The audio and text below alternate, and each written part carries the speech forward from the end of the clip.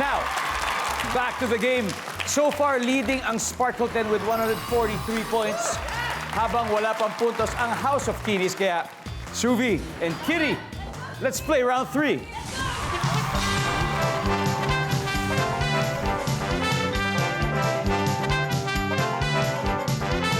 The top 6 answers are on the board.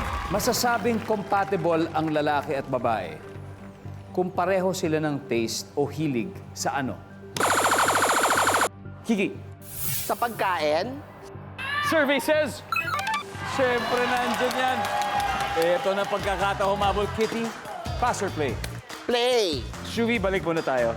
Alright, Lucas, masasabing compatible ang lalaki at babae kung pareho silang taste o hilig. Sa pelikula, movie. Siyempre, banding moment, Tama. diba?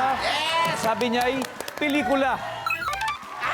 Chad, masasabing compatible ang lalaki at babae kung pareho silang ng taste o mahilig kaya sila sa ano?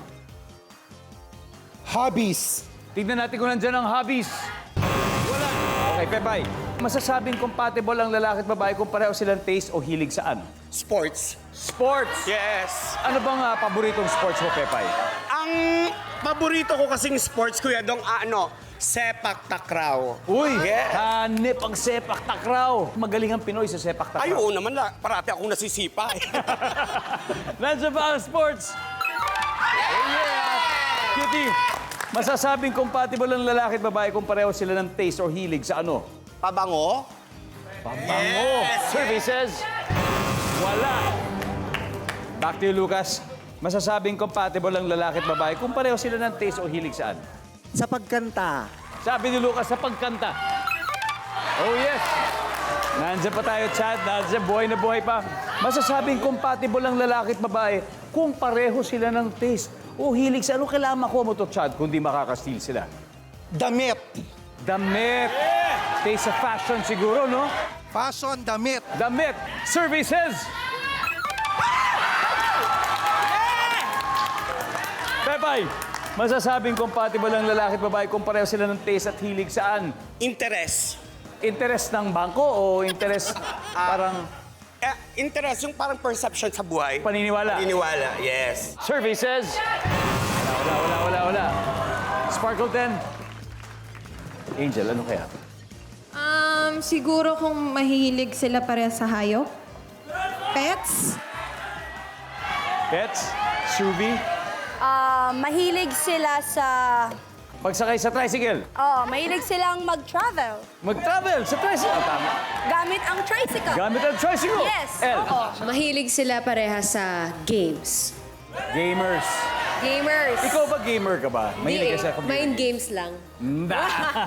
Like playing mind games. Kate, masasabing compatible ang lalaki at babae kung pareho sila ng taste at hilig saan? Games. You're gonna go with games. Games. Alright.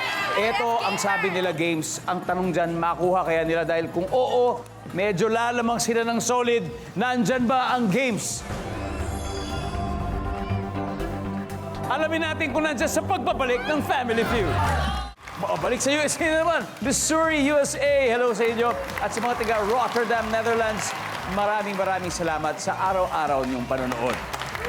Kanina, tinanong po natin ang Sparkle 10 na ano ba yung dahilan o masasabing reason at maging compatible yung lalaki at babae. Diba? Pareho dapat sila ng hilig sa ano. Ang sagot nila ay sa games. Ngayon, kung tama sila, sobrang lalamang sila ng todo-todo at magiging kulerat ang House of Kinis. Pero kung mali sila, lahat ng points na ito ay mapupunta sa kanila. At magiging dikit ang laban. Nandyan ba ang games?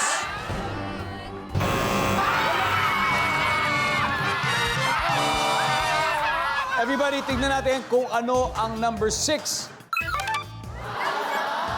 Eto, after 3 rounds, Sparkle 10 may 143. Samantalang House of Kinis meron ng 136. 7 points ang lamang.